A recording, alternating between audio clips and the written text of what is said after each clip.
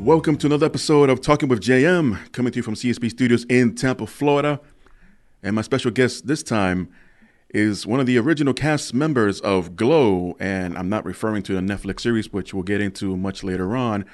But I try to have this guest much sooner, but unfortunately due to audio difficulties and, well, for me, it was scheduling conflicts. But hey, we finally came together. The stars aligned, and here we are. April Hum. Or better yet, you know her as the Royal Hawaiian. Aloha. How are you? Aloha. Yes, thank you very much. And thank you for taking the time. You've been very busy as of late and finally got to sit down one-on-one with me and find out what's been going on in life, what you've been up to after Glow, what's coming for the Royal Hawaiian in the future, and what can't you do? Well, kind of, I can do a little bit of everything and keep busy. So, but I don't know where to start. I've been busy with interviews and on the road and meet and greets, and we're going to start getting busy. Hollywood and I and Cheryl Lightning are going to be doing a lot coming up. But I've been trying to get my own personal life in order too. So Yes. that's getting better. So most recently, I finalized my divorce, so that's a good thing. So as of last month, I'm divorced, and I am starting to go back to my home. So that's the name I was when I originally got Glow. I was known as April Hum, so I'm going back to that. So that's exciting, and just trying to get healthy and stay in good shape, and back to working out and all that good stuff. Right. But and then of course just staying busy with Glow, ongoing Glow events. Glow events, yes. So, yeah. And speaking of which, you look amazing, by the way. Thank you. You've always like almost every day you're doing a live video on social media and posting pics of what you're up to at that moment.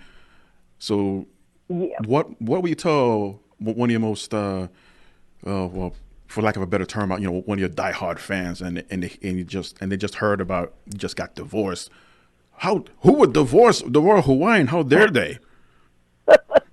You know what? I get that all the time when I tell them that. They say, what?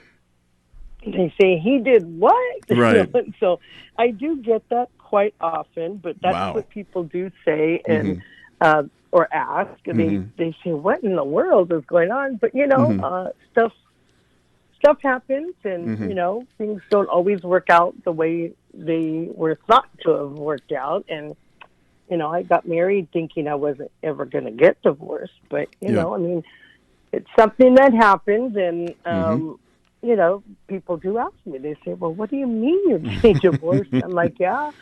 I said it just didn't work out. And this was a person I knew for over 40 years, Wow. So you just never know. Right. And I'm just trying to, be positive about things and move on, which it's been a long wait. I've been waiting for this for, 4 years is when I've been separated. And so it's been a long, delayed, thing. So I'm happy that it's over. And fans will ask, what in the world? Right. And I said, yep, I know. But, it's one of those things where you just never think it's going to happen to you. And the circumstances on why are kind of disturbing, but, it is what it is. But, everybody has something happen that's not so positive. So this was a very traumatic, I guess I could say, event in my life, because I really thought that my ex-husband was a Christian Catholic that was involved in the church, and he was a Eucharist minister, and unfortunately even people who are involved in the church do bad things, and it's one of those things where we hear about hypocritical religious people, and they preach one thing and do another. So mine actually would go to church on Sunday and cheat on Monday. So that's kind of how that happened. Yeah, so I got cheated on. Yeah. Jeez. Excuse me. Yeah, which, I don't mind sharing, but, it's one of those things that you just never think are going to happen. So I was pretty shocked, pretty hurt, and, however, I walked away from it easily because we talked about, these kind of things happening. And every anniversary, I would say, are you still in this? And he'd say, yes. And then I'd say, well, if something comes up, please let me know, because the minute I hear about it after that, I'm history. And that's why it was the easiest thing for me to walk away from, because I warned him. And every anniversary we talked about it, and he still decided to do that. And so I walked away, never talked to him ever again. Not one word, not a text, not an email, not a phone call, not a visit. Even in our court days, the only thing I did was, based on the court stuff. But so anyway, it's a thing of the past. Right. Excuse me. Yes.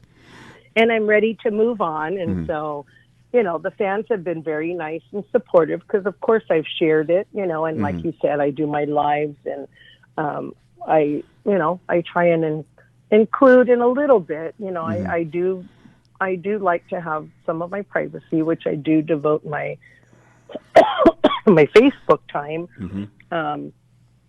to my fans, to where I use Messenger and Facebook. So those are the vehicles I use to communicate with my fans. And I do share, some things, because, I feel I need somewhat of my privacy, and I do draw the line, but I do like to share. I'm a human just like everybody else. And I know a lot of the fans sometimes, go through everyday trials and tribulations, and it's just a thing to be able to share, to show some support as well when someone else is having a difficult time and stuff like that. I do like to reach out and offer, my advice or suggestions and things like that. So I try to stay positive about it, which it is. I'm moving on, and there's all kinds of good things and opportunities, waiting.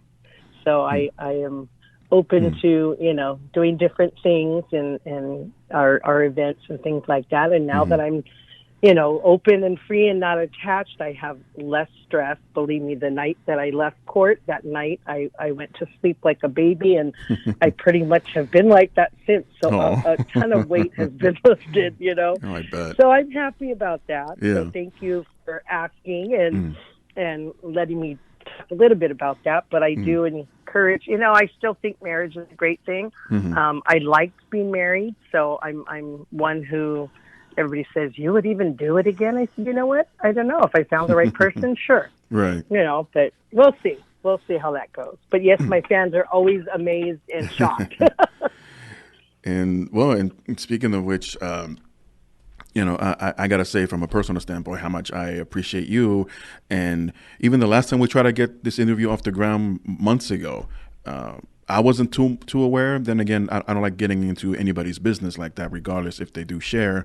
I'm like, to me, that's like, well, that's, it sucks, but, hopefully it works out for them, kind of thing. But it wasn't until a little bit later on, I'll say right before the holidays this past year, and you shared what you just said about going through your divorce, and still asking, well, so when are we doing this interview? So like, wow, despite all that nonsense that she's going through, even then showing signs that you want to stay positive, you want to move forward, you want to move on with life.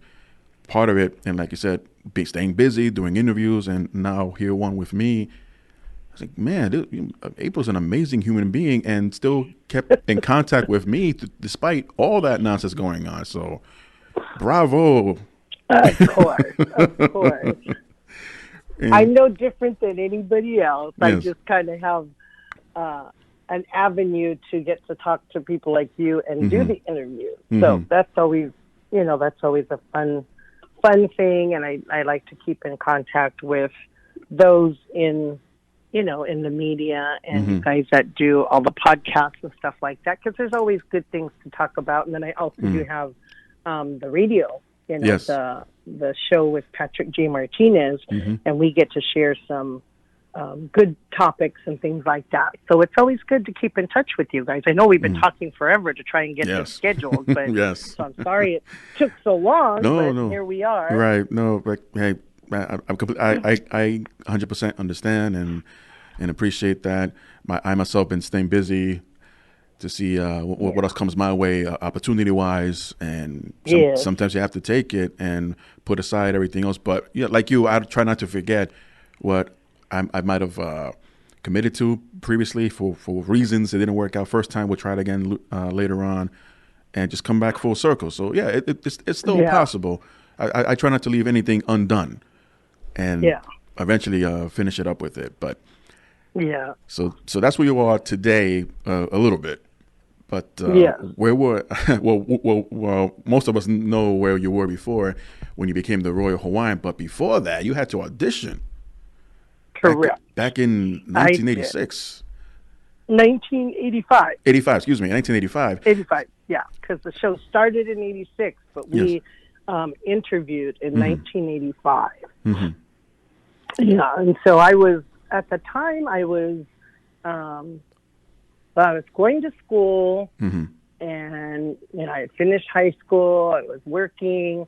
I was still going to college and working at the same time and going on interviews. And so I had just finished working. I was a manager at a Mexican restaurant by my high school, and I was, pursuing acting and modeling and dancing and all that.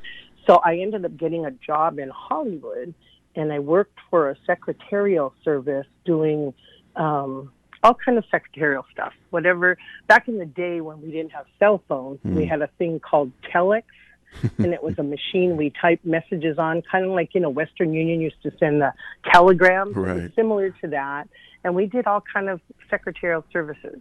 We used to type resumes, legal documents, answer phones, all this stuff. Well, the building that I worked in, my agent was right across the hall. And I had an agent, his name was Bob Yanes, and his partner was Jeff Bridges. Wow. And that was Todd Bridges' dad. Remember Todd Bridges from Different Strokes? Yes. With Gary Coleman? So that was his dad. So Jeff Bridges' dad was the partner of my agent. The two of them had a talent agency together, and they were right across the hall. And so I would go to work, and my boss was very awesome because she let me go on auditions. I was right in Hollywood, right off of Sunset, between Sunset and Hollywood Boulevard on South Central Avenue. And so I was right in the heart of Hollywood, and she would let me go on auditions. So if a call came and my agent across the hall came over and said, "Hey, I just got a call for this. You want to go?" And I'd ask my boss, "Can you spare me?" And she'd say, "Yeah, go ahead." So I'd leave, I'd go on the audition. When it was done, I'd come back to work. Either don't get paid for that time, make up the time afterwards, stay late, or whatever. But she was totally cool because she knew that was my priority. But she gave me the opportunity to work for her at the same time as pursuing that. So it was so convenient. It was awesome. It was great. Her name was Mary Ann, and she owned West Coast Telex, is what it was called. And so then I went on that audition, and it was it was at the Hyatt Hotel on Sunset Boulevard. And that's the same audition that Hollywood went on, Jeannie Basone. So her and I were both at that same audition. And there was, I don't know, maybe 1,000 girls. There was everything, models, actresses, dancers, singers, NFL cheerleaders, whatever. Anybody that was trying to pursue Hollywood, were there, but they didn't know what we were there for because all they said was, my agent said, "Oh, they're looking for all ethnicities, and if you're athletic, that will be a plus." Right. But other than that, that's all they said. So off I went, and then at that audition, history was made because we didn't know what it was, and we get there, and they say, "Oh, you're here for a all-female wrestling show on TV. This is for a pilot for a TV series." And so a third of the girls just got up and left. And then the rest of us were like, heck, both Hollywood and I say, we were 21 years old. Wow. And what did we have to lose, right? Right. I was, in the industry trying to pursue it. Jeannie at the time was a phlebotomist drawing blood, and somebody told her about it, and that's why she went. And so, they had us do, they showed us a couple, like somersaults and things like that, and said, well, this is kind of the stuff you'll be doing, and, you'll be trained and all this. So we went through it, and then by the end of the day, they had gone through all the girls, interviewed us and stuff like that. And of course, for me, my background was hula dancing and stage production, theater, live theater, and then of course just small stuff in commercials, extra work, stuff like that. So then I eventually got called back, and then everything from there just kept going. We kept going and making it further and further, and of course we went down to the training with Mondo Guerrero, and then they dwindled it down to the 12 of us, and then we did a lot of promo stuff in the LA area for all the TV shows and stuff like that. And then eventually made it to Vegas to start working on the pilot. And then that pilot became episode 1 of the series in 1986. So we filmed the pilot in December of 85. And so then from there on, then I was, after we got the show sold, then I helped do the training for the new season 1 girls that we hired for season 1. So Americana and I did training at the beginning, and then of course several of the other girls were used for the later seasons. Right. So, and then of course it was just a ball of fun. Started off and had trained with Mondo, and then got ready for the pilot episode, and then on we went. And the rest is history. Right. So during your training stages, did you find it difficulty to adjust your body for all those bumps you would take and the bouncing off the ropes? You know what? Not real. I mean, it was something I'd never done before, so it was all new to me, but I had been an athlete all my life. I mean, I started sports, I started dancing when I was 5, and my mom kept me in dancing, modeling, and then cheerleading. But I grew up between 2 boys, so I was a tomboy. So I actually was the first girl in my area in the San Gabriel Valley to play boys Little League baseball. So I ended up playing baseball with my brothers, and I was pretty good. And so, they got teased a lot, like, oh, you played with your sister, and she's, better than you, or just as good as you, and so I wasn't afraid of all the bumping and all of that, and I took it pretty well, and it was just exciting to learn everything, So, I mean, don't get me wrong, we had lots of bumps and bruises, it was all of us, after working out and stuff, we'd have ice packs and icing our bodies down, and getting pretty beat up, because it was something we were not familiar with, at least myself, because I had no experience with wrestling other than collegiate wrestling, like high school wrestling. I had, my high school friends, the guys that were wrestlers in high school, but I really didn't have any knowledge of, professional wrestling at all, not until I got involved in Glow. And that's when I started watching, just to get familiar, with it. But it was fun. I mean, I really liked it. I took to it, like a fish to water, that it was just a new experience and a new sport, if you will, that I just thought, wow, this is really fun. And so I had a good time, it was a good time for me. I do it all over in a second. Oh. Everybody's asked, do you miss it? I'm like, yes. I said, I would do it again. If I didn't have the injuries I had and such, then I always say I would have gone back and definitely did it again. So. And speaking of the ring, I had a group chat a while back with Lady Oyanka, Hollywood, and Lightning. We all chatted, and it was a blast. We just I know that's the one I was supposed to join you guys, but I think I was sick. I don't know what it was. No, yes, you were under the weather at the time, and yeah, I think I was. We just went on and just well, we had more than just a few laughs, to say the least.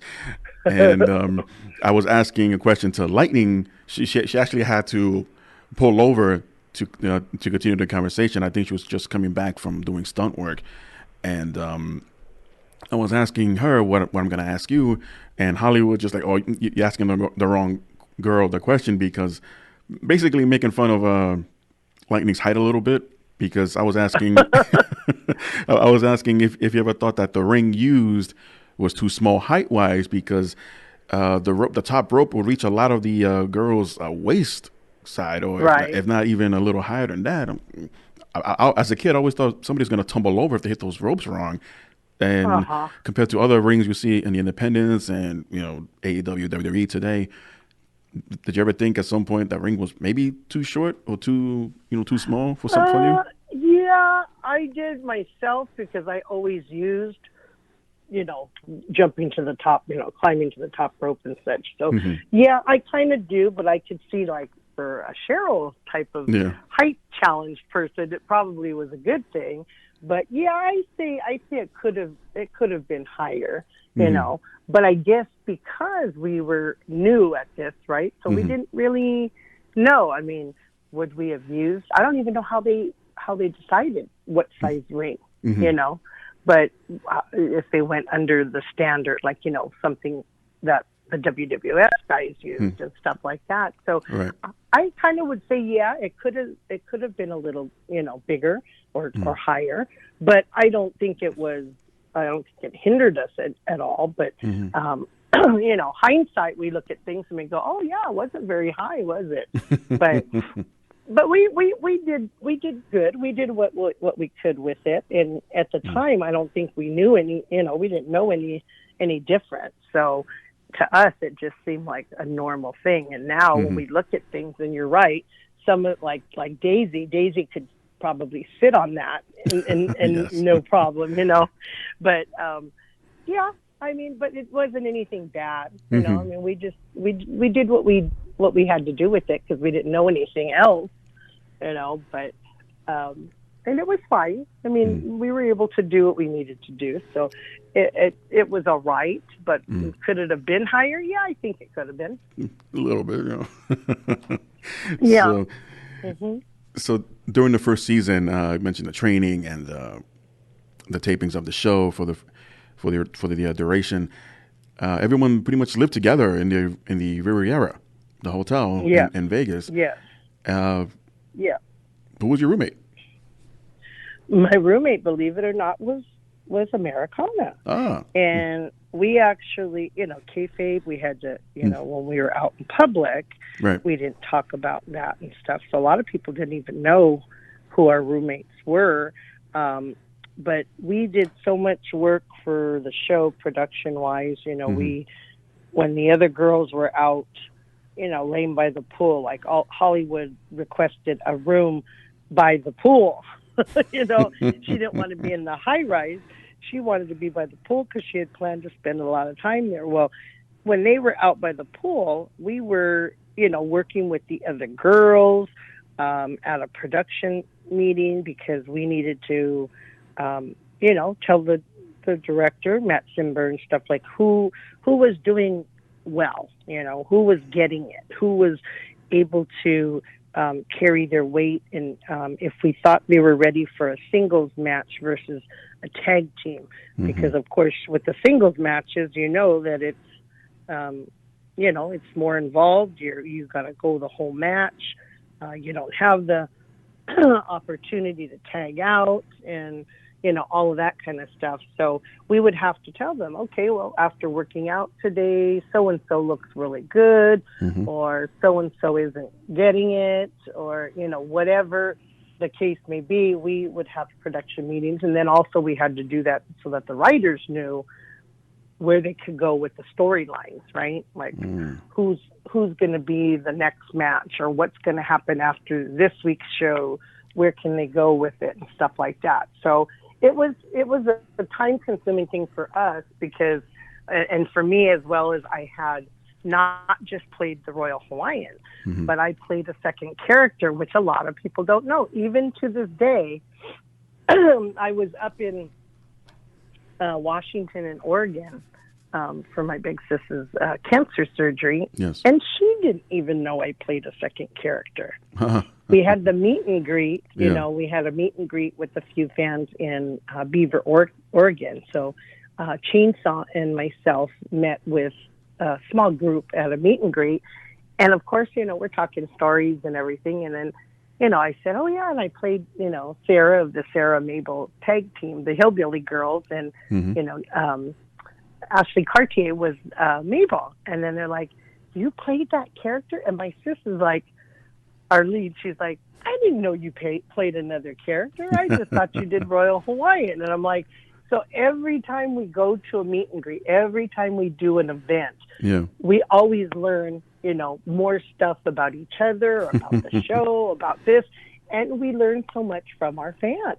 Right. You know, I mean, I didn't know one fact that a fan had shared with me is they said, do you know that you're the one who held the glow crown the longest? Yeah. And I said, no. I said, how do you know that? And he's like, well, there's a spreadsheet on the internet. And I'm like, what? And he's like, yeah, there's like a chart on there that shows each girl that won the glow crown and how long they held it. Right. I said, really? I said, I never knew that. So I learned all these kind of, you know, facts, glow facts and trivia. And so I think, I don't know, it's somewhere in the 150-ish days. Like they said, oh yeah, you held the crown for 150 something days. And I'm like, oh wow, I never knew that. And so they showed me where it was and what have you. So then, you know, this is like with me with the two characters. I have met several people recently that had no clue that I played a second character. And so I don't know why I got on that subject. Oh, because we're talking about time. So I played the second character. I played Royal Hawaiian. Yes. I did the training with the other girls. And of course, we had the production, you know, meetings and stuff to keep them, the director and the producer, up to speed on who's doing well and what have you. So my days were pretty busy, but then because Americana and I were roommates, we would even be able to take our work back to the room so we could talk about it and, you know, okay, so who do you think is doing good? Who do you think we could pair up as tag teams and and, you know, talk about that, even though her and I were enemies, you know. So people are always shocked and they're like, oh my God, you guys were roommates? I'm like, yes, unfortunately we were. And they're like, that's crazy. And go from there, the show will go on an amazing ride. And as time went on, we'll make big time TV appearances elsewhere, such as the Joan Rivers Show, Sally Jesse, Donahue, and some of you guys will actually be on Family Feud, taking on WCW, which at the time was unheard of, basically having two rival companies on one show, but you know, for a good cause. And and a few would appear on Married with Children episodes, and even having Jackie Stallone involved in some of your episodes as well. So, how were some of those experiences on the talk shows, and how did Jackie get involved? Actually, the talk shows we did quite a few even before the show aired because we did all the promos to advertise for the show. So we did a lot of like Ion LA. These are shows that were back in the day, kind of like Extra and the shows that we have on today. So they had like Ion LA, PM Magazine, and those were the shows back in the 80s that were similar to the shows we have today. We were on like the Tom Schneider show, which was kind of like a not Joan Rivers, because that was late night, but more like a daytime talk show. And so we were on that show with him, and that one was a big one. That one, we had The Ring at his show. We had kind of a small panel. Americana and I were on the panel that they interviewed us, and then all the characters were there. So we, at the time, we had all the season 1 girls, Mount Fiji, and all the original 12, but like Mount Fiji, Olympia, Corporal Kelly, Envy, Ebony, all the other girls, and we had like a battle royale as a sample of what they could see. And at the time, I was wrestling barefooted. And so I actually hurt my ankle on that show. Ooh. And so after that, I decided, I think I'm going to wear boots from now on.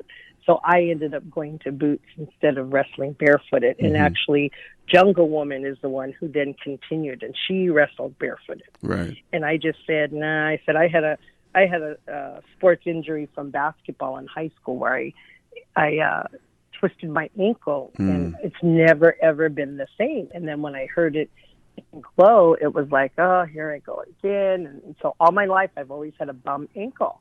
And that started in wrestling with Glow. It started at that Tom Snyder show. But we did a lot of the shows, the talk shows, and then Joan Rivers, Johnny Carson, like you said, Sally Jesse Raphael, all of those. And then I was already gone because I got injured, in season 1. So I just did the show for the first year.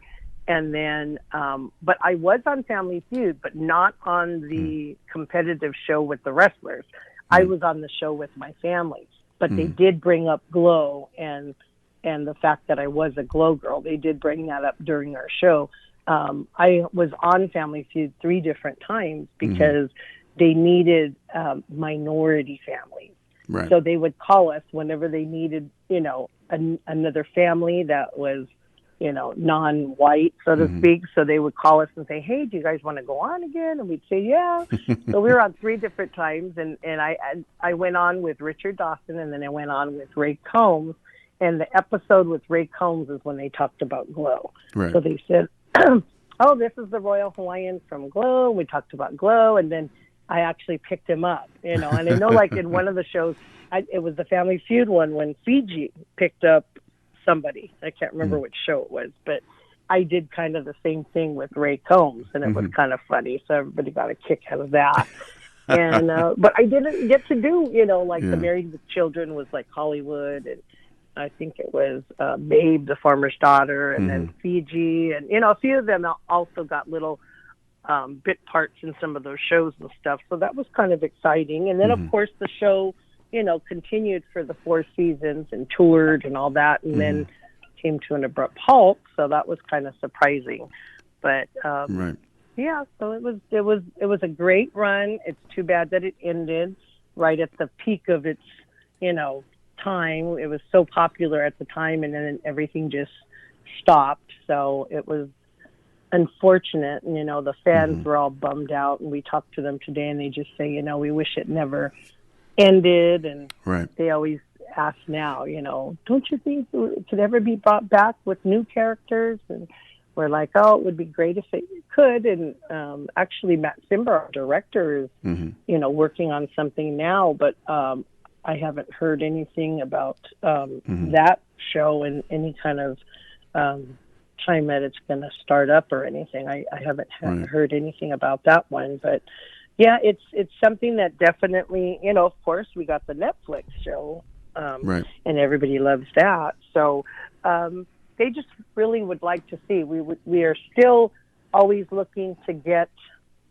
We'd love to get a 4-season DVD box set out to the public. Because the fans really would love to have that, and not only the fans from back in the day, but even, the fans that we had back in the 80s would love to be able to share that with their kids and grandkids. And because, we have 3 generations of fans. We have some fans that were back in the 80s who then shared it with their kids, who then shared it with their kids. And we meet them at Comic-Cons and the events that we do, and we're like, yeah, that's awesome that we've got 3rd generation, Glow fans, but they've never seen it in its entirety, so we would love to get that done.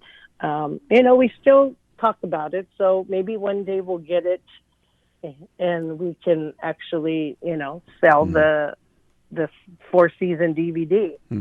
That's always something that, we've talked about, but if we could get Matt and his son Tony to do something with the films, because they have all the films of the show and stuff. So we still keep our fingers crossed that maybe something can happen with that. So we'll see.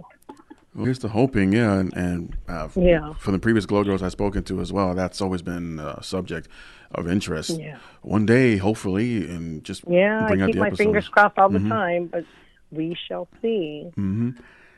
It'd be great. It would be. You mentioned after the first season, or towards the end of the first season, you unfortunately had a back injury. Don't know if you've been following with the Netflix series Glow. In the last season, the character Welfare Queen. Yes. She's been going through some issues. Yes, and she there was an episode specifically devoted where she got injured backstage. So at that point, we have already spoken of here and there, and you referenced the injury, and I was thinking, whoa, is that the nod? Is that a callback to? So I'm not sure if you've seen that particular episode. I've seen it. Yep, I've seen it. And poor thing, she goes through a lot. You see how bad it was. And actually, for me, I had quite a few. The other ones weren't serious injuries. Like I did my wrist. I messed up a couple fingers.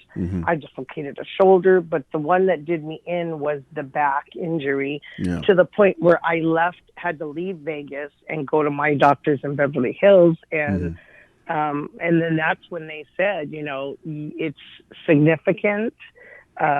We had been working on faulty equipment and the whole 9 yards. And actually, it was made public, and it came out in Matilda's book that I actually sued Glow, and actually, as a employee of a company, regardless of what company it is. Any big company, when you have X amount of employees, you're required to have workers' comp insurance. Right. So, people make it out to be that I sued Glow. No. I said I was injured on the job, and as an employee of a company who has workers' comp insurance, I filed a claim as an employee of Glow to the insurance company that covered Glow. Just as if I worked for company A, B, C, D, E, F, G, and I got hurt carrying a box. Right. That company carries workers' comp insurance in case an employee gets hurt. And that's exactly what happened to me. So, it was the rumor mill that, it went around that, April sued Glow and blah, blah, blah. Well, guess what? I had a significant injury, which I suffer from today. So any other company that you may have worked for, you have the ability to do that as well, if it's a company who holds workers' comp insurance. And that's what it is. You file a claim, and they're responsible to cover your bills and surgeries or whatever the doctors recommend, prescriptions, physical therapy, whatever. In addition, you have a claim. Well, guess what? The money I got out of that was nothing to make up for my injuries today, which prevented me from continuing a physical job. Like I should have been in all 4 seasons, right? Right. People ask me all the time, if you would have stayed in Glow, do you think you could have followed in Tina Ferrari's footsteps and gone to WWF? And I say, sure. I said, guess what? I loved it. I had a great time. It was something that came naturally to me. I mean, people tell me all the time that I really love watching you because you really look like you're really doing everything, and it seems natural. And I said, I had a ball.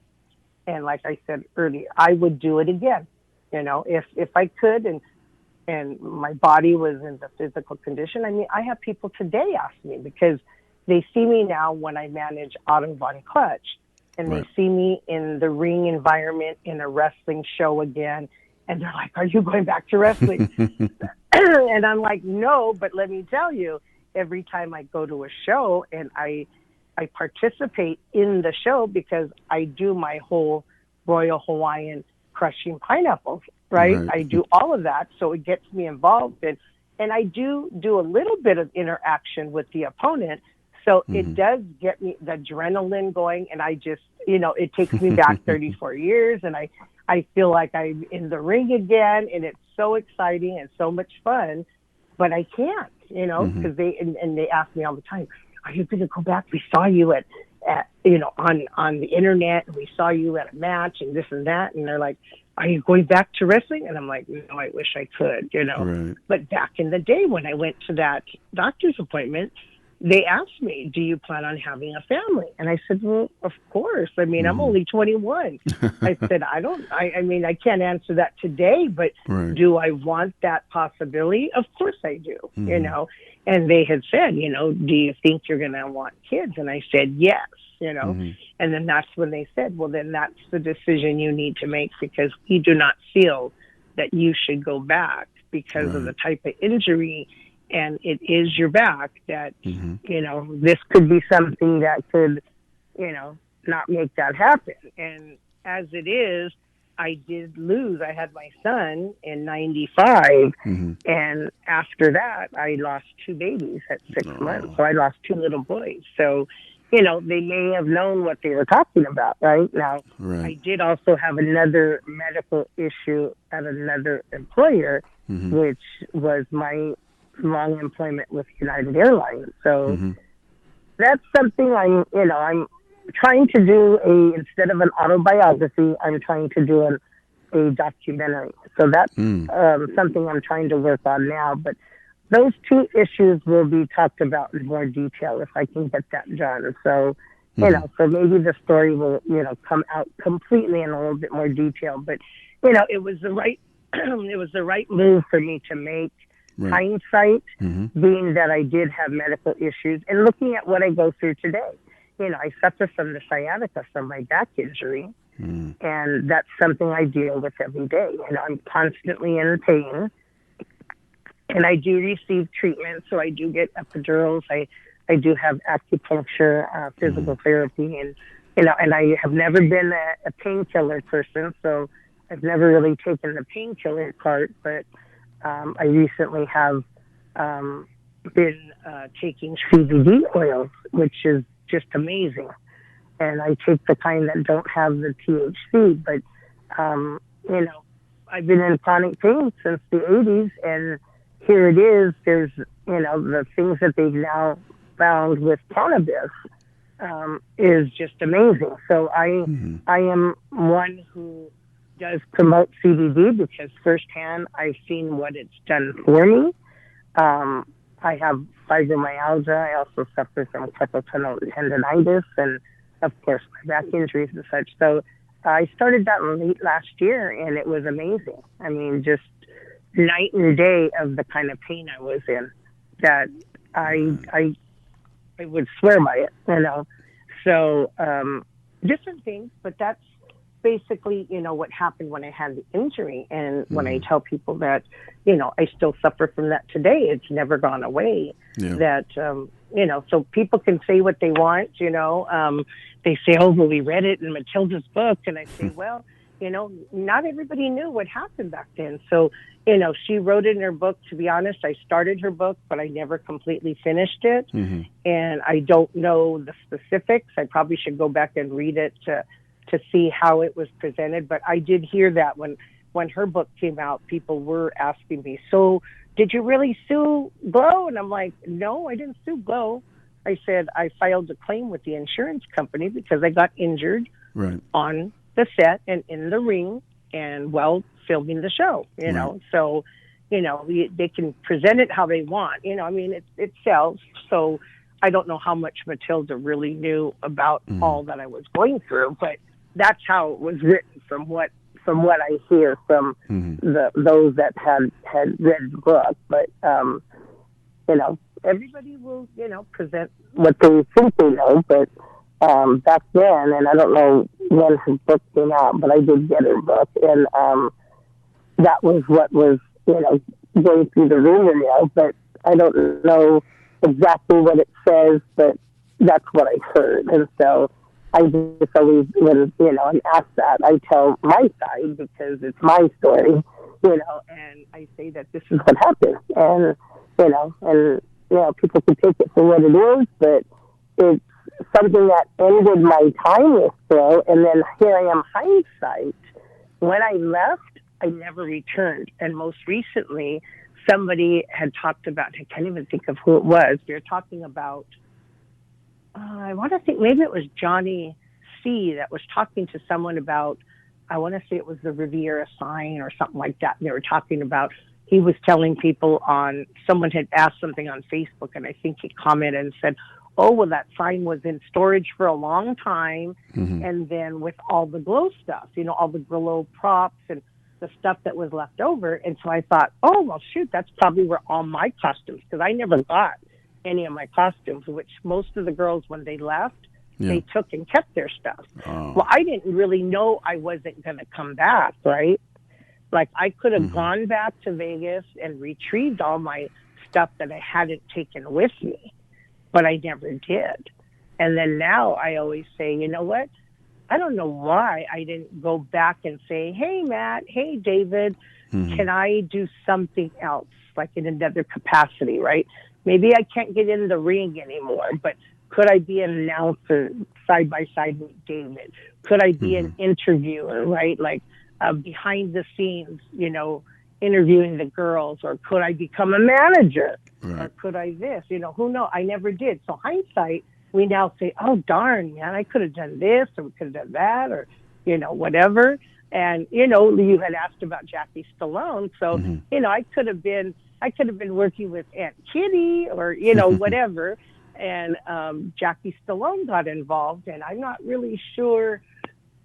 Someone had asked and said that they asked me a question saying, Jackie Stallone claimed to be the founder of Glow, which I don't think that's true. I mean, I'm just making the educated guess. Yeah. But David McClain was the founder, right? This was his idea, his project, and all of that. Right. And then he got Matt involved.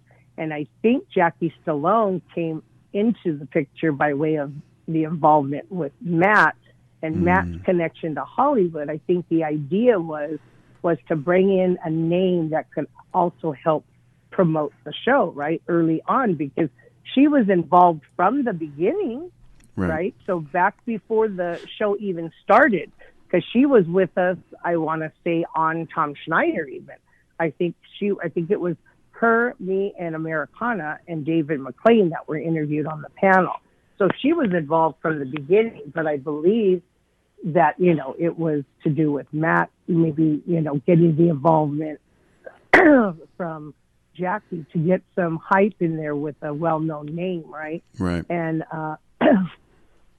Sylvester Stallone never really was involved, but Frank Stallone had come on set a few times, but Sylvester never, he wasn't interested in getting involved from what I understand. But yeah, so she was involved. No, whether the truth of that statement of whether she was a founder, I don't know personally, whether that's how it came about. I'm just making an educated guess because I didn't know of that element. So I can't really say yes or no. I can just give an opinion, But yeah, but she was good fun and, participated in all of the skits and the ringside and stuff like that. And, she's still going strong at 90. I think she's like 93 or 94. And she's got her own Instagram that she posts on and stuff like that. So she puts videos out and her working out and all that stuff, staying active at her age. So that was an exciting thing, to have that connection. So that was fun. Yeah, I found it a little funny when you said that possibly Frank Stallone didn't want to get involved because maybe that wasn't his thing. Did. Sylvester Stallone did it. Right. Frank Stallone. Frank Stallone did. My mistake. Yeah. And we wouldn't see too much of Frank Stallone's involvement in other projects, let's say, involving pro wrestling until this was almost like a decade ago. Frank Stallone, among other celebrities, will be involved with Hulk Hogan's celebrity Championship Wrestling, and he would go. I think it was like a 10-episode season, and him with Todd Bridges and Dennis Rodman and just to name a few. Yeah, and wow, I think towards the end, the last 2 or 3 episodes, they were trying to find a character and build an appearance, costumes and all, and I'm not sure who was suggesting, or maybe it was Frank Stallone's idea to kind of play like a bit of a drag queen in a sense. Towards the end, they had the boas and the. I didn't know that. Yeah, it's like, whose idea was this? I wasn't complaining, just out of nowhere. Probably because his relationship with his brother Sylvester, and we know how many roles he played from Rocky to Rambo. Like maybe something closer to that. No, he went a complete opposite direction. And I was like, it was just shocking, but entertaining. Don't get me wrong. It was just So it's so interesting how far back his connection is with pro wrestling and wrestling. Right. Yeah. So so there's all kind of different, different things that happened back in the day, and now you kind of see a connection, kind of, Yeah, it is interesting. Just mention pretty much a random celebrity, and like, oh, did you know that person appeared at this pay-per-view and has friendships or relationship with this person who owns that wrestling company, and so on and so forth. Yeah, it's a real small world, and from the business of pro wrestling, and I've been fortunate to meet quite a few so far. Come to find out that they're friends with maybe student alumni of mine or a coworker. I'm like, what? So and so is your relative or your neighbor? Yeah, right. I've been just so, again, really fortunate with that. You just never know when it's going to come up. Like, we have. I don't know if you know Juan, my assistant and friend, who comes on a lot of my lives with me because we hang out. But he helps us when we're locally here in California. He'll come with me and help carry all my stuff because, sometimes if I'm still walking with a cane periodically, if the sciatica is really bad, he'll carry, and bring in all my stuff to bring to the shows and stuff. And so he does a lot of the photography. So a lot of the pictures you see of me, he takes. And anyway, he works in Torrance, California here. And at his job, he has had a coworker that he'd been friends with for 20 years at his current job where he works. And he's been he loves women athletes, specifically wrestling. He loves Glow and he loves WOW. Well, he's worked at this place, and just recently we found out that his coworker, that's his buddy, and they were just talking randomly about like an event that him and I had just gone to or something Glow related. And the guy says, "You know Glow?" He goes, "Are you kidding me?" He says, "I'm the assistant to the Glow Girls," because he comes with us. He knows all the Glow Girls. And he says, "Really?" He says, "My cousin used to be married to a Glow Girl." And Juan's like, "Really?" Yeah. He's like, "Yeah." And he was also a referee. He was the first referee of Glow. Wow. And Juan's like, "Are you talking about Frank Giamatti?" And he's like, "Yeah, that's my cousin." And he's like, he was married to Tammy Jones. They were involved in Glow from the beginning.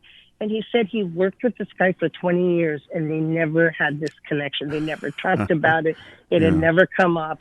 And just like, I don't know, maybe 8 months ago or something, it came up to where, and so I had told Juan, go back to so-and-so and ask him if he knows where Tammy Jones is.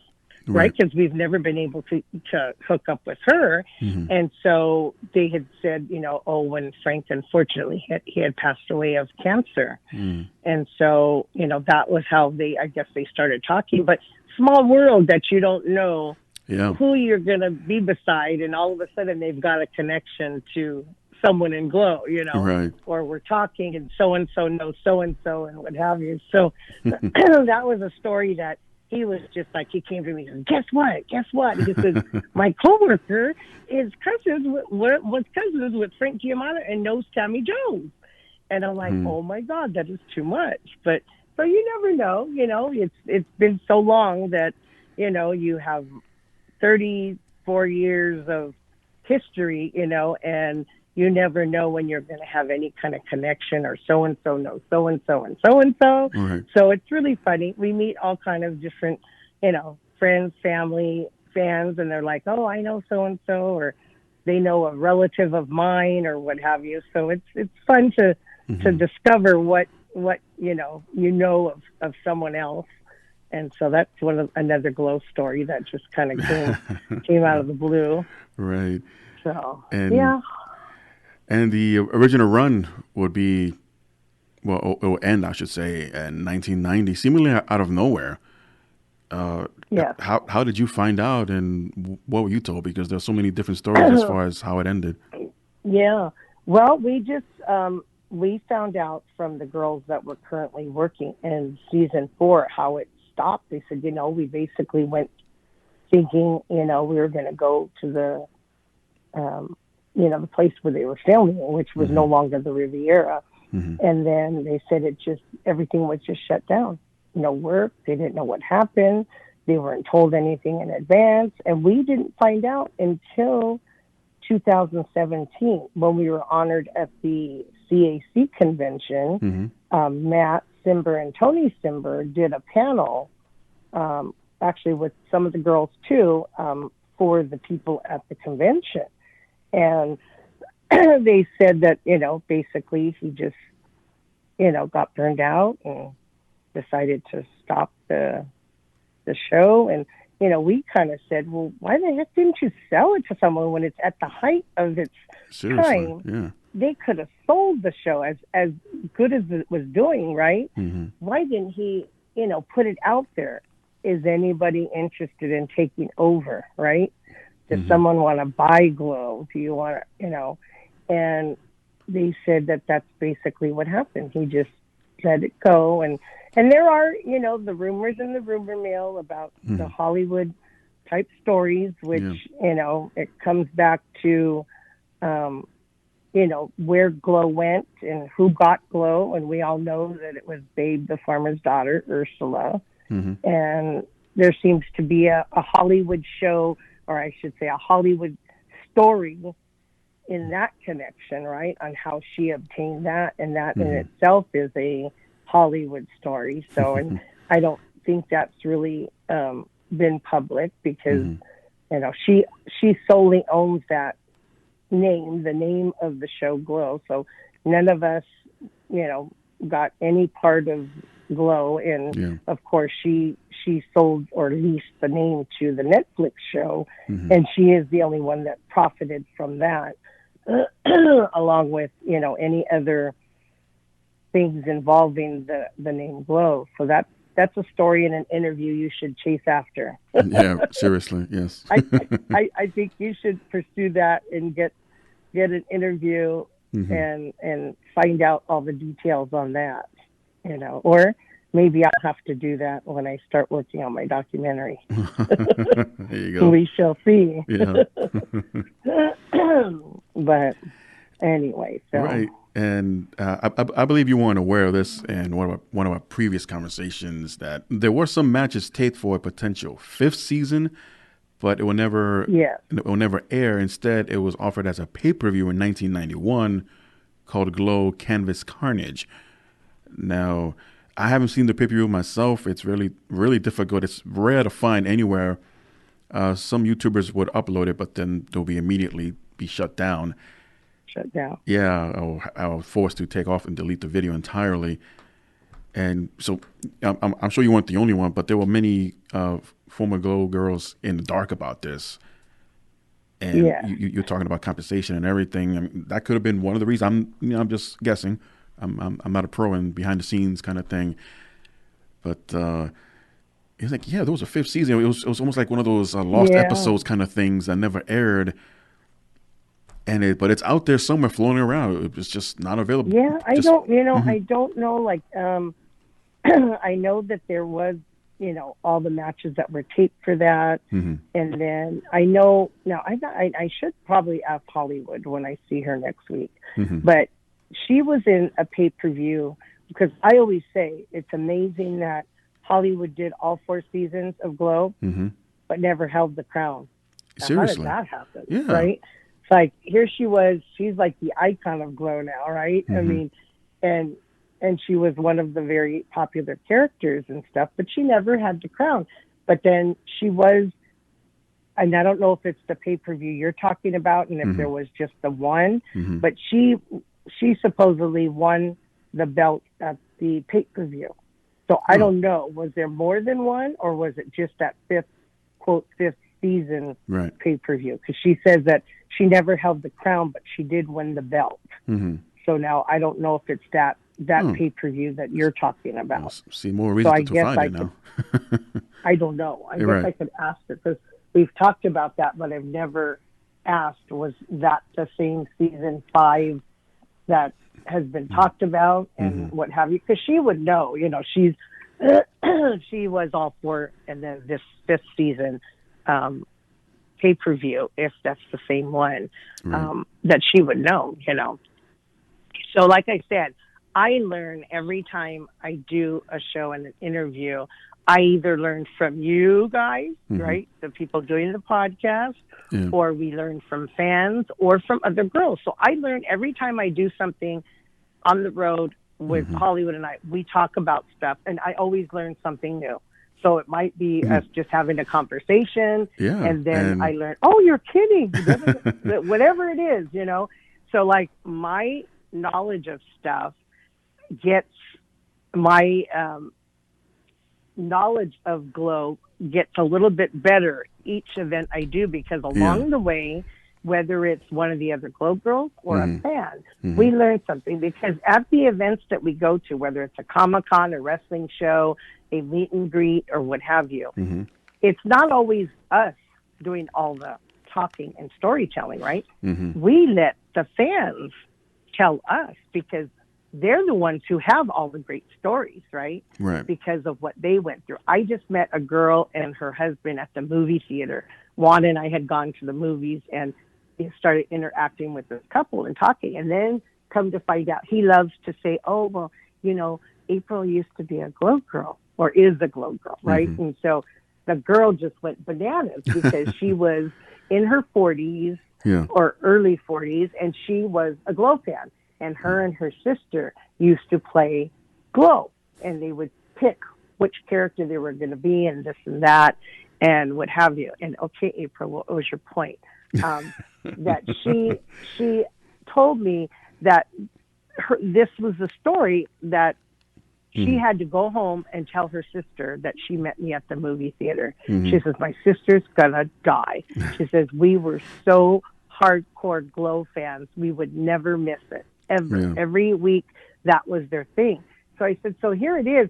We're out random, and we just happen to, you know, talk to this couple, and the girl happens to be a Glow fan, you know. So we never know when we're going to come up against someone. So even at the Comic-Cons, you know, they're the ones that are telling us their stories, right? So those are the stories that we retell when we go somewhere. We say, oh, yeah, we had this, you know, this couple or this family or whatever, and they tell us their story, and we share those stories. So, you know, it's a two-way street. It's not just them coming up to us and asking us all the questions.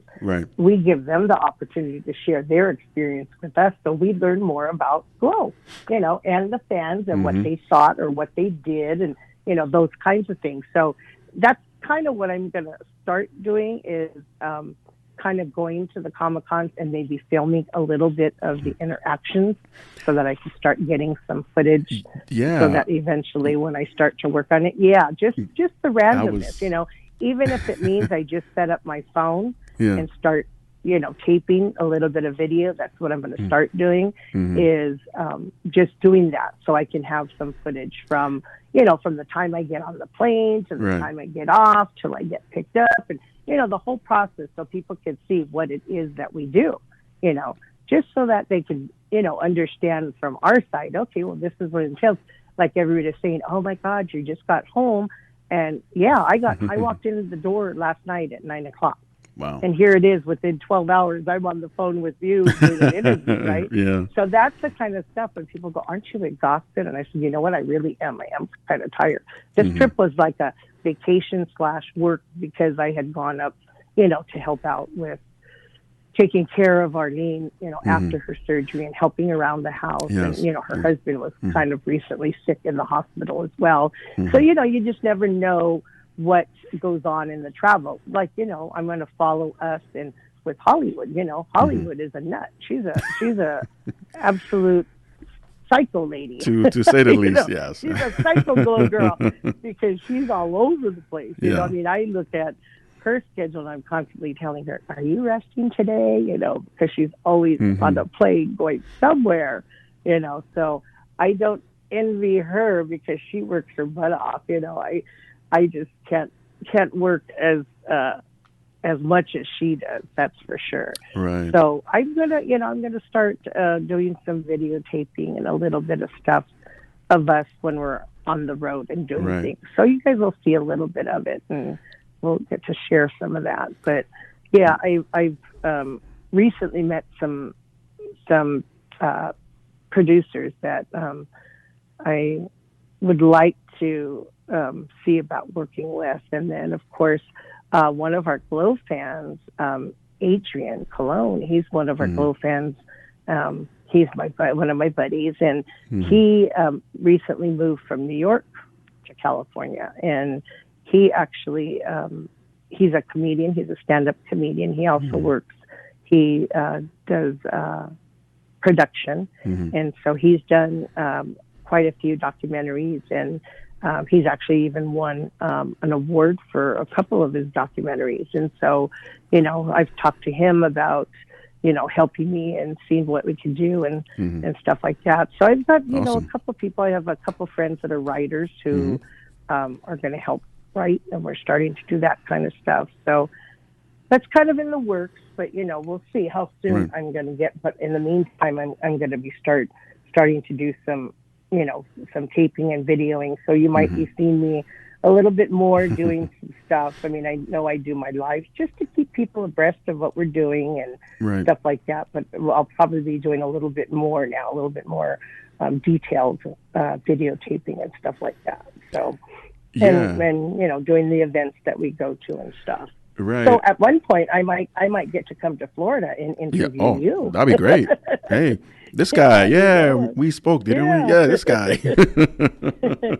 Right. So and might have to take a couple trips and interview the people who interviewed me, right? Just as kind of some of the stuff that has taken place and those that have supported us along the way and stuff like that to get our stories out and our interviews on the podcast and things like that, because we've had quite a few of you guys that follow us and promote us and stuff, which is great. We have our loyal followers and people in the industry that follow wrestling, which is we've got a lot of people that are not in wrestling that still want to interview and still want to hear the stories, but then we have the ones in particular like you that are versed in all the background. So that's always exciting because the industry and what's going on and where we've been and what we've done and most recently I'd say in the last couple of years, just since Netflix Glow has come out, is when we finally have gotten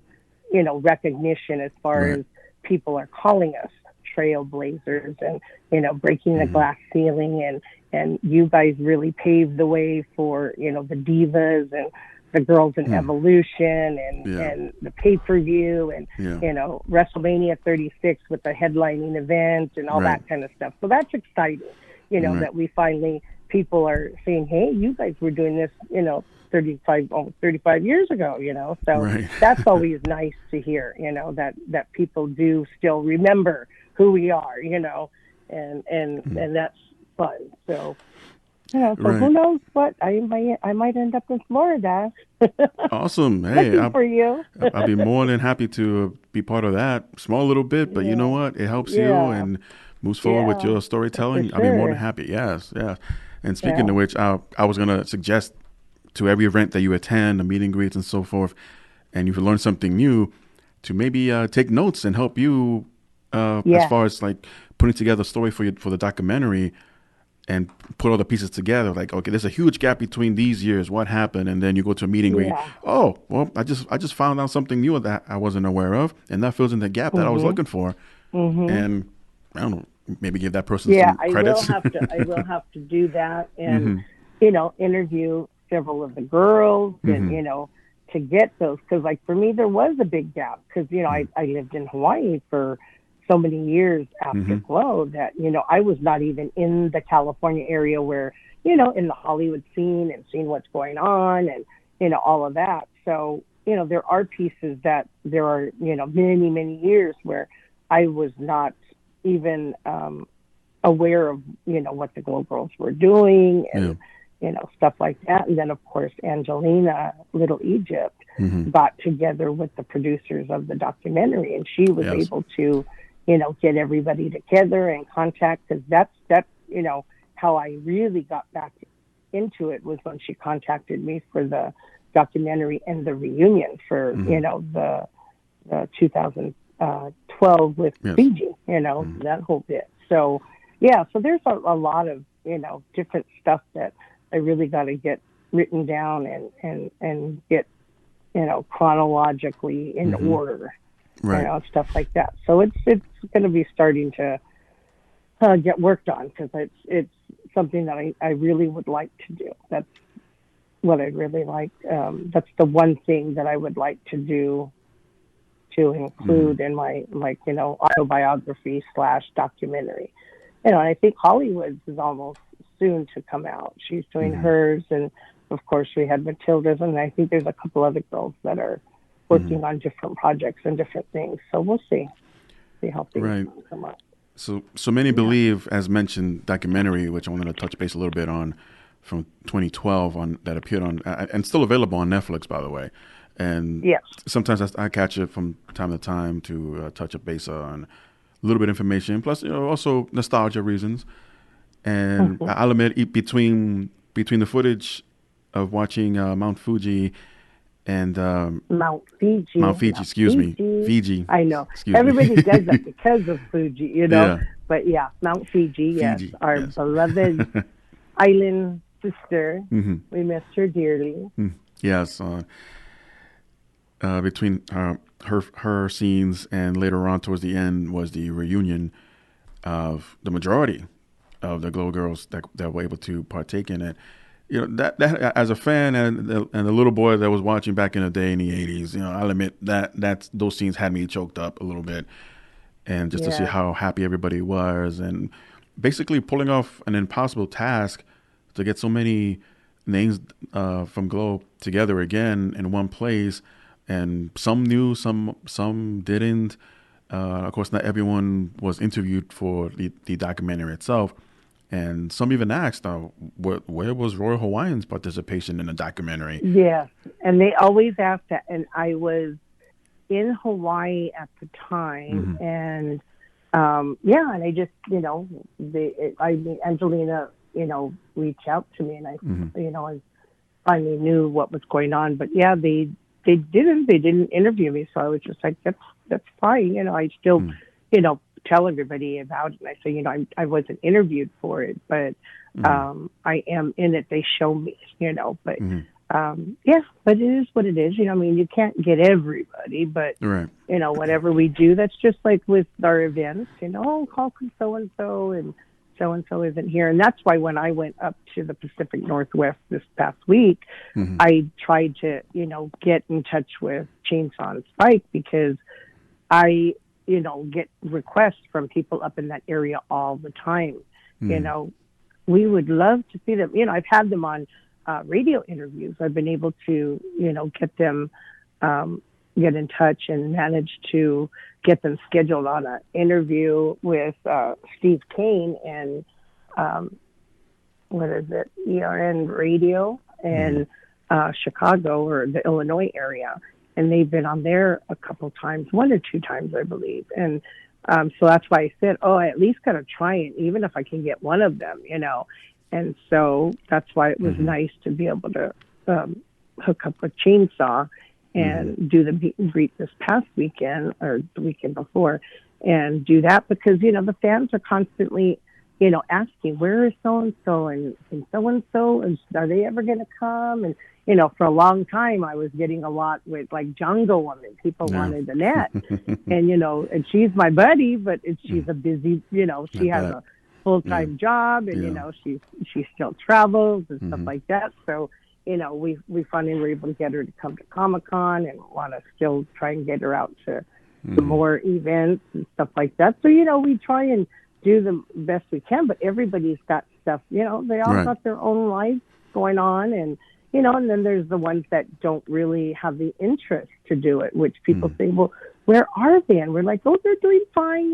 We get a lot of requests for Amy, the farmer's daughter, and we always say, yep, she's, fine and well, but, has, her own personal life, and just really has chosen to do, something else, but just to let them know, that they're good and things like that. And then there's all the ones that we can't find and we'd love to find, So it's, every day is, a different thing. We hope we can find some of the girls that are missing, or maybe they hear an interview, or see one of our lives or something. And we say we're still looking for, we get the request for Vine like crazy. Yeah. Vine, Attaché, Spanish Red, who's the other one? There's all the ones that just we can't get a hold of. Right. So, but we hope that, even though we are not in touch with them, that they're fine and well, So, well, the fans just love to hear from them. Yeah, hopefully, and if this interview reaches them, maybe they'll be encouraged to maybe want to peek out a little bit. Out. Yeah, it's like, look, I heard you guys were looking for me. So as throughout our conversation, talking about the Glow Netflix series a little bit, and it kind of gave it did give the uplifting to seemingly to a brand that's been laying dormant for nearly 30 years at the time when the first season dropped. And like you said, it gave Glow that recognition that it deserves in every possible meaning of the term. And those who have been interested and able, schedule-wise, to go out and about and meet and greet here across the country and possibly around the world as well. A lot of people have been touched and learning, even ones that had no clue what Glow was to begin with. They thought it was just another put together last minute idea from Netflix show that happens to be related to pro wrestling, but that's not the case.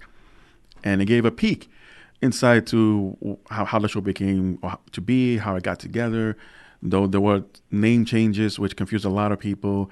Hollywood even suggested when I spoke to her that looks like they merged several characters from the original Glow and placed them into one for the sake of the series.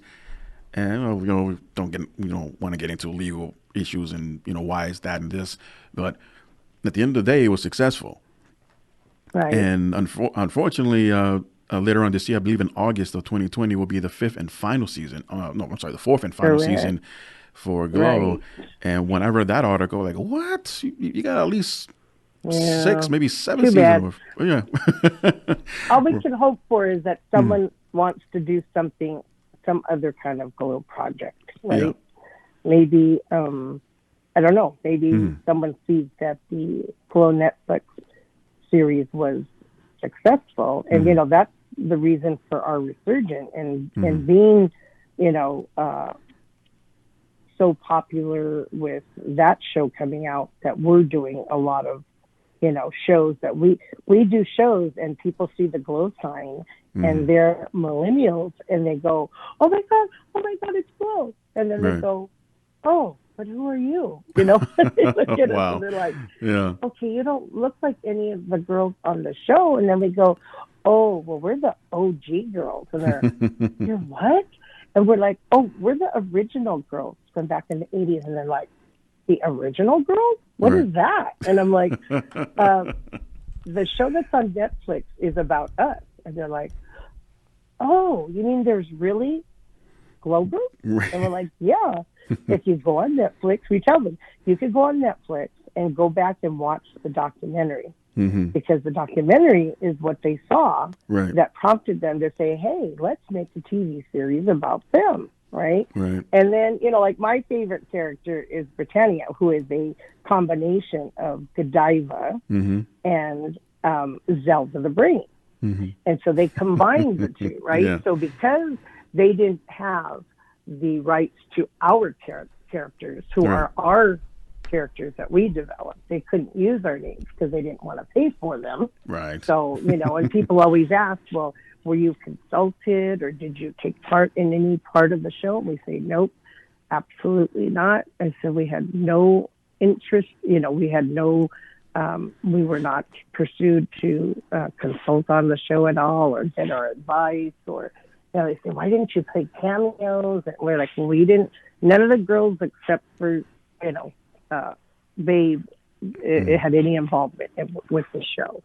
So they're like, oh, that's too bad. I'm like, yeah, that's what we all say. But no, I said, we didn't have anything to do with it. But they didn't even know there was an original show, right? Because they're, you know, they're young. They're in their 20s now. So we tell them, oh, yeah, back in the 80s, we had the original show on TV. And they're like, wow, we never knew that, you know. And so then I show them the book with all the stuff from back in the 80s.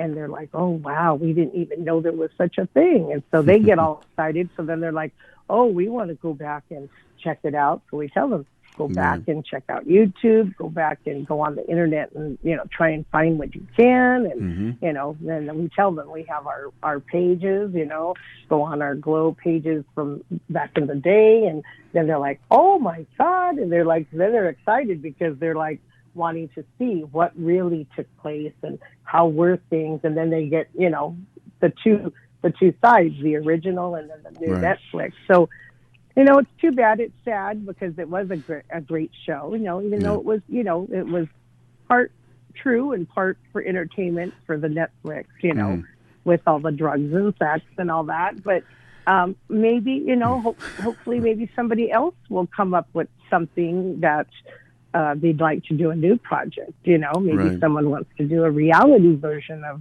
the original Glow Girls, you know, or something, you know, so we'll see. Who knows? You never know. Right. I just find it either between ironic or coincidental, both, that the show, the TV on Netflix, is only specifically having 4 seasons after the original had 4 seasons as well. It's like, yeah, isn't that crazy? I mean, they could have. At least they would say, oh, they're going to cut it off just like they did in our show, you know? You know what? It was not surprised. Actually, they already touched base on the spoiler alert towards the end of the 3rd season that it was left in a cliffhanger that the show might end, you know, in their, I guess, universe, in their TV universe, that their Glow show is about to end and everybody's going to separate ways, but trying to keep it together, give it one last go, maybe, kind of, but we don't know until the new season comes out. And that's how the previous season ended. Everyone's at a bus station, at an airport, just basically going home.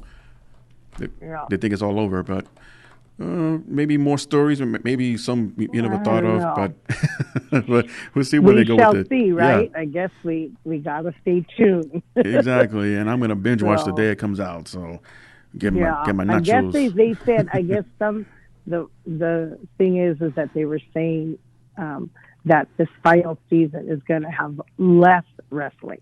It's going to be more storytelling. I heard that too, yeah. I don't know what some people have been telling us, that it's not going to be as much wrestling, but more of the storytelling of, I guess, maybe how it ended. I don't know. Right. We'll see. Well, yeah, we'll see. I mean, August is not that far away. No official release date, but it's expected, like last season's, to appear in a premiere, I should say, in August later on this year. Yeah, so we'll see. So let's fast forward a little bit, not something too Glow related, but I'm not sure how much, for example, WWE you've been watching the past couple of years, and at least someone like myself that would like to pay attention to some detail as much as possible. I always thought, maybe get your opinion on this, the Iconics. Do you think that they're an updated version of the Housewives?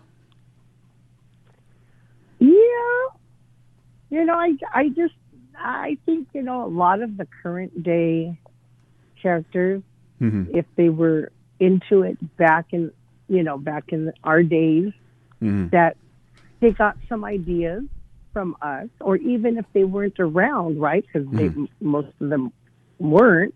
Right. Is they maybe, they research and go back to look at stuff and see if, are there similar characters that maybe we could pursue and have it a similar. So yeah, I think so. Just like, I mean, there are some that I say, like when we watch WoW, there's a lot of characters in there that, could have been, like a spin-off or an idea off of one of the girls in Glow. So yeah, I think so.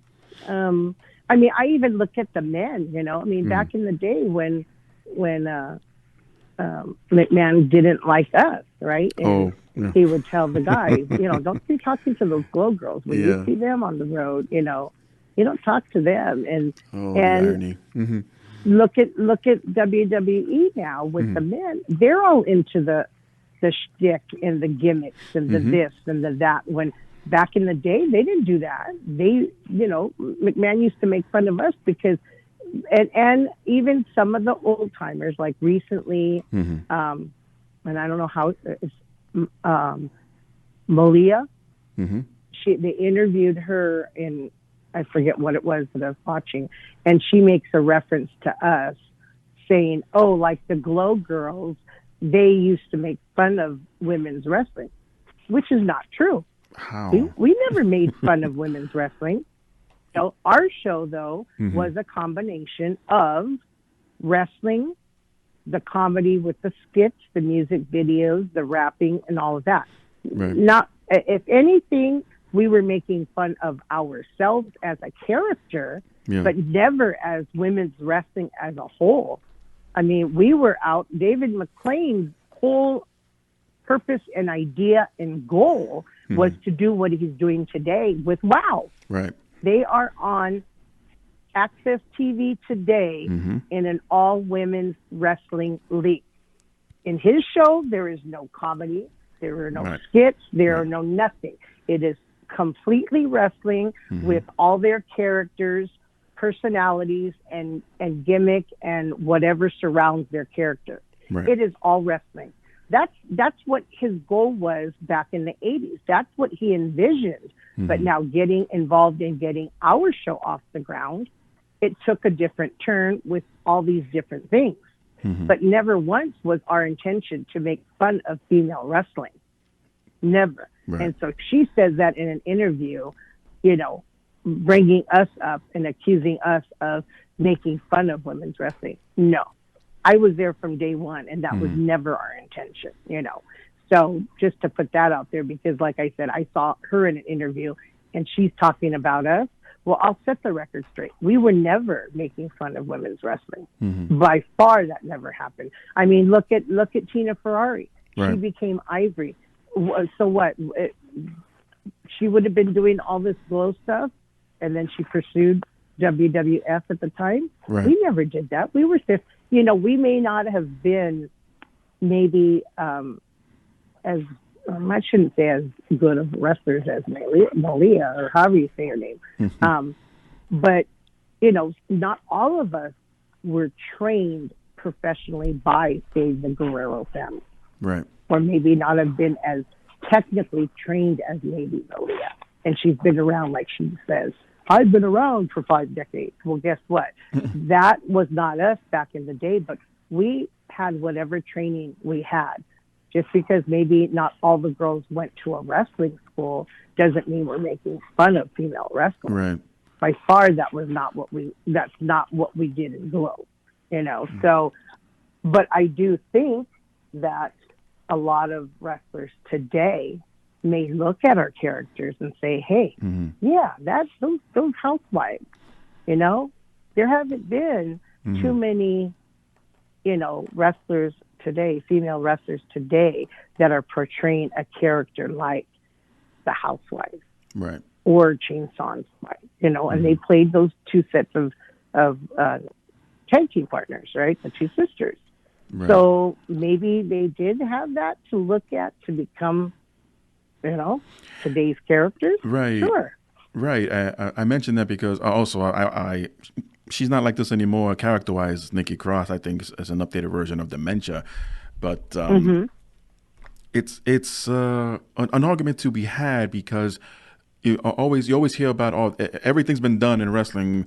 There's nothing you can't do that's unique, different, new because it's been done or it's been copy and pasted, just tweaked a little bit for today's audience and so on and so forth.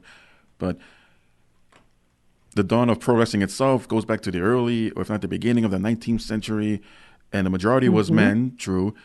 There will be attraction matches and involve women. And then that lay dormant for decades until again, another argument could be made. That was, the Attitude Era brought back women's wrestling. No, you guys are being naive and not realizing that there was Glow, and there were even before Glow there was female wrestling, but not as big and popular as an all-female company as Glow all did female. it. Exactly. So when it comes to trying to come up with angles or storylines for today involving the women's roster, they can go into something that happened 10, 20 years ago and again tweak it a little bit. But when for something unique involving women that either this is something a woman would do but not a man, or vice versa. So what can we do? Well, go back to see what women wrestling were doing earlier, 5, 10 years ago, and see, just steal that story. And that's all it is, really, just stealing from other ideas. And it's just bringing it back, Right. Maybe you haven't seen that type of character, so now they're developing a repeat, and it's a different century or a different era, different, So that's going to happen, and it's not a bad thing, No. That's a compliment if you're taking a character or a tag team that was popular back in the 80s, because they were, they're my favorite. So Chainsaw and Spike, and then of course the housewives, Arlene and Phyllis, that I had a compilation DVD made of all of their matches. Oh, wow. And I say that those two could have had their own sitcom because I spent the weekend with Chainsaw, and she herself will tell you we were the worst wrestlers. That's why we had to come up with the comedy to get us through, right? And I put their DVD on to do my housework because I just blast the volume and listen to them, and that's all I need. I don't even have to watch them, but just to hear them go back and forth is hilarious. I just love those girls, and so it's just too funny. So, we're gonna, and I don't think, we haven't seen the end of what the current day wrestlers will do. Right. They're going to come up with repeats of, some of the wrestlers that we had maybe in our show. Right. Which to me, it's just a flattering compliment. If they thought that, our characters were, that good, what was the idea of it, so. Well, we can't, I say it's all up to us, we're all trying to make it in the industry, and the girls of today are awesome wrestlers. I went to all 3 days of filming of WOW last year in LA, and yes, I saw that. They're amazing. That was awesome. Yes. They are amazing, all of them, they just, the things they do, I would never attempt myself today. I say they're nuts, but they are, amazing athletic women that are doing fabulous stuff today, and it's entertaining, and it's the athleticism and what they're able to do and are willing to do, it's just amazing. So I love watching it, I wasn't really into watching too much wrestling in like our downtime after our show ended until into the early 2000s. Wow. But even I would say more recently is when I've been more interested in it because of what they're doing today, and because women wrestlers are more involved, so like WrestleMania 36, I spent with a bunch of wrestlers. I was invited to a WrestleMania party nice. by my friend, one of my fans, Webster, and I met a whole slew of new wrestling fans, so which are now friends. I'm friends with them, so it was kind of nice, and to be able to see the female headlining match and all that good stuff. So it was great. So it's exciting. I just look forward to seeing what is coming, and what people are doing. So, yeah. Well, I wanted to mention earlier, you mentioned about McMahon, Vince didn't think too highly of you guys, but I found it ironic. Back then, he'll tell his wrestlers don't interact, this and that, blah blah blah. Even though it happened anyway. Fast forward to I think between season 1 and season 2, or maybe after season 2 of Netflix Glow, they'll have some of the cast of that show appear on SmackDown, interacting backstage and be on TV as well. I'm like, well, isn't that irony for you, Vince? Hello, right? It's like, let's rewind that 35 years and see what you were talking about. Oh no, I would love to be a fly on the wall to have an idea what he's talking about, right? Right, and more like, better yet, what he's thinking sometimes. Especially, don't know if you know what all the hysteria is about on social media. They had a show in the Middle East yesterday, and there's an uproar of Goldberg becoming the new champion, and the way it happened, and defeating the Fiend the way he did. Yeah. I mean, I don't want to get into too much, but there's a lot of backlash right now, and let's see how they're gonna get out of this one again. Yeah. But enough about that. So.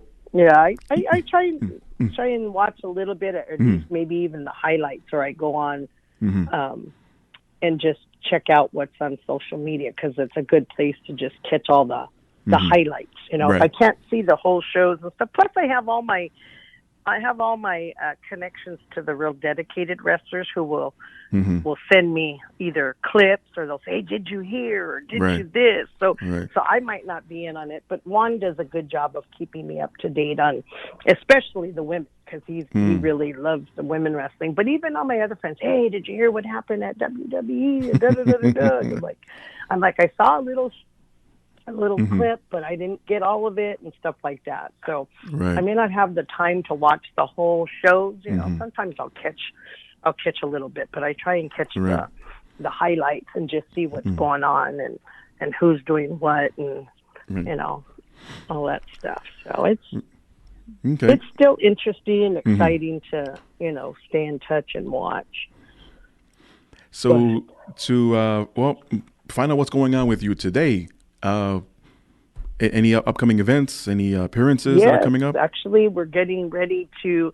So I came home yesterday, and I got this week to unpack, do laundry, repack, get everything together. I leave on the 5th of March, and that day I have I think I have a radio interview, and these are actually in studio. We go into the actual radio studio. And then I have something else that day. Then Hollywood comes in on the 6th, and her and I have a meet and greet at Comic Town, which is probably the largest comic book store I've seen so far. Nice. It's a really nice, big, and they've got, tables to interact, playing, those games.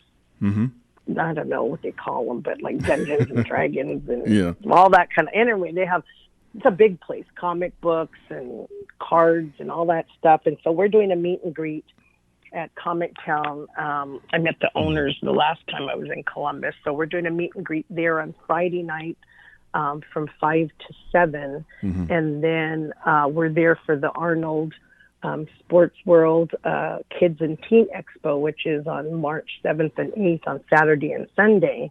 And our buddy Mark Buckingham, he is actually going to be judging the bodybuilding contest with Arnold Schwarzenegger. So we're going to that. So I'm hoping to maybe get a picture maybe with Arnold, or at least get to meet him. Right. And that's on Friday night after our meet and greet. And then Saturday and Sunday is going to be a full event, and we're actually going to be there with the New Ohio Wrestling, and they've got 70 something people involved in that, but they have a full on ring. They have the referees, the announcers, the ring girl, the bell girl, you know, and a bunch of different wrestlers that are going to be, you know, wrestling and, you know, doing an exhibition kind of thing. And so Hollywood and I will be there, you know, signing autographs and taking pictures and selfies and selling merchandise. And we'll be there for the 2 days. So Saturday and Sunday at the Bricker Building at the Arnold event. And then that's March. April, I will be in Rome, Georgia at the Superstar Fan Fest. That's just a one-day event on my birthday, of all things, April 25th. And that will be a long one. It's only a one-day event, but it's from either 10, I think it's 10 o'clock. No, it must be 11 o'clock in the morning till 10 at night. Wow. So this one is going to be a late, which will give the opportunity for people who maybe work in the daytime or on weekends that will actually be there till 10 o'clock. So one-day event, and I will be there. Hollywood was supposed to go with me, but she double booked herself, so she actually is not going to be at that event with me. But I will have help. I will have a handler. I'll have Adrian, one of our Glow fans, that will be coming out to help since I'll be by myself. Adrian, Dwardy, and Terry will be coming out to help me, so I'm not, you know, just by myself. So I can't take pictures of myself, right? So for those that want to do selfies and stuff, so I'll have somebody there with me. So that'll be a one day, and then I actually leave the very next day straight to Vegas. So we have the CAC. I will be in on the 26th of April. The convention is the 27th, 28th, 29th. And because I'm always on the road for my birthday, I'll be having a birthday dinner on April 26th, the night I get in. We will be having, we had a birthday dinner last year with a few fans, but this year it looks like it's going to be quite a few of us, because actually Oyanka is going to be coming in from New York to help us. My cousin is coming in town. We have a couple other our regular fans in Vegas. So if anybody's in the Vegas area, shoot me a message. Let me know, because we're getting a head count together for our dinner plans for that night. And then, of course, we have everything going on at CAC. So that's on Monday, Tuesday, Wednesday. And that's April. Let's see, May, we do have something, and I believe May is, off the top of my head, I believe May is Rhode Island. And what is it called? I don't have anything with me. I don't have my book right here. I'm sorry. Let me just look at the calendar and see if I have it in my May. Oh, gosh, what is it? Oh, gosh, you know what? I'm not sure, but maybe you guys are going to have to check my website, my Facebook, because I think it was sometime in May 30th. Oh, no, it's early May, but May 30th is our East LA Cape, which is here in LA, in East LA. That's the event that we do with Peter and Patrick J. Martinez from the radio station. That's in East LA, and that's like a mini Comic-Con. And I'd say mini, but there's actually 100 vendors. There was 100 vendors last year. So it's a great one. So if you're into the comics, any kind of art, it's focused around Latino artists because we're in East LA, but anybody can come and vend, and that's a good one. So we'll be there. As a matter of fact, I got to get working on that. So we've got quite a few things going on. So just check out our pages, and we'll post, all the time, our regular events, where we're going to be and what. And we always tell our fans, if there's something in your area that you'd like to see us come to, send us a message. We'll see if we can get there. We try, but we can't always get into all of them. So we'll see. We try. But let me know, and if we're in your area, we'll try and see what we can do. But that's everything. And then, of course, I'm back to Hom, so they can find me on Facebook, April Hom, Hom, on Facebook. My Instagram is Royal Hawaiian 25. On Twitter is glow_royal, which I am going to start using Twitter more. I don't right now, but I know I should. So that's everything. And then, you know, they can always get to me at aprilhom25@gmail.com. And so there's always a way to get in touch with me. And just leave a message, go on Messenger. I'm on Messenger all the time, and I use that a lot to communicate with the fans. So just hit me up.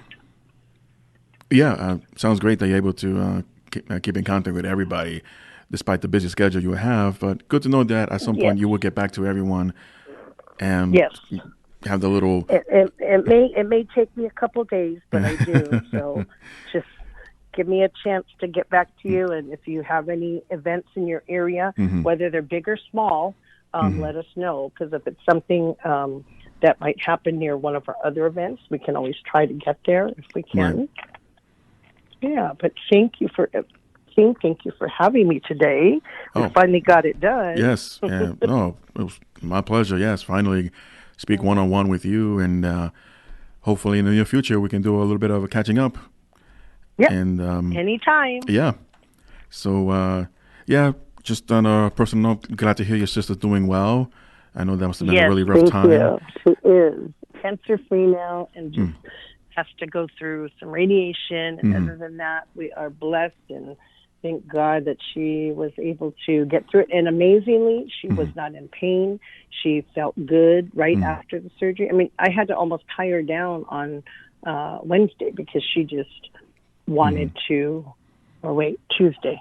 Yeah, I think her surgery was on Monday. And Tuesday she felt so good, she wanted to go do a bunch of stuff. And I said, no. I said, you are recovering and you will be doing nothing except sitting down and resting and relaxing. So she did very well. So hopefully it just continues that way. And I thank everybody for your love and support and prayers because, you know, that prayer warriors that have been out for me have been great, and I appreciate it. And you know, as always, you guys are always supportive, and I thank you for all of that, and look forward to, you know, continuing to get that support from the fans, and look forward to meeting, you know, a lot more of you that we have not met yet. So thank you also, Mike, for you know, keeping the glowing and you know, keeping it alive and letting us get, you know, to our fans and be able to touch bases with them. Yes, again, it's my pleasure. It's the least I can do as a fan to keep it going, the Glow name, and you know, at least until I'm still around. And and hopefully, one day we'll meet up in person and catch up as well. But like I said, I'll have to hit you up. I'll hit you up and interview you. So that would definitely. Be a good thing. Yeah. Okay, Mike. Well, thanks a lot. I appreciate all your time and all your efforts, and we'll talk soon. Yes, thank you very much for coming on. April Hom, the Royal Hawaiian Original Glow Girl. Thanks for coming on. Thank you. Thanks, Mike. Aloha. Aloha.